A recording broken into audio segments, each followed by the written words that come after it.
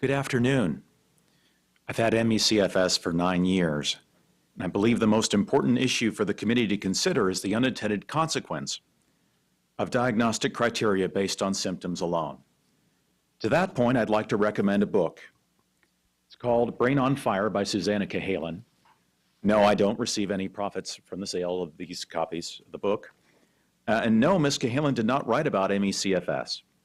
She has nothing to do with our illness, at least not directly. Rather, she describes in the book how she went completely insane and then completely recovered. She recovered because she had a treatable autoimmune disease that looked exactly like mental illness. Most of her doctors concluded eventually that she was just plain crazy. Only one doctor believed Susannah's normal personality was still inside her twitching, emaciated body. But all the doctors were right. All of them were right because if she hadn't been diagnosed and treated for her autoimmune disease, then her insanity would likely have become permanent. There is a narrow treatment window, a point of no return. She would have spent the rest of her existence drooling in a locked psych ward or possibly died. In other words, the doctor's objective, symptoms-based diagnosis would have become instead a self-fulfilling prophecy.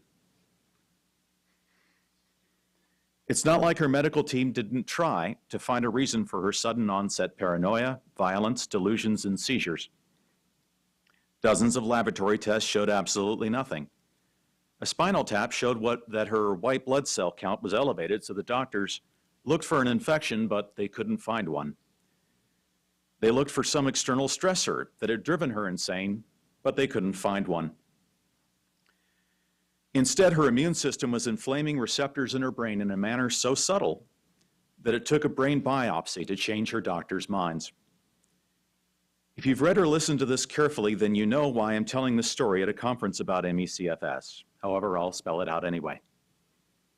For decades, we too have had symptoms that seem psychiatric. For decades, we too have taken tests that showed nothing. For decades, researchers pursued psychogenic models of our disease, but failed to explain its precipitance, severity, or persistence.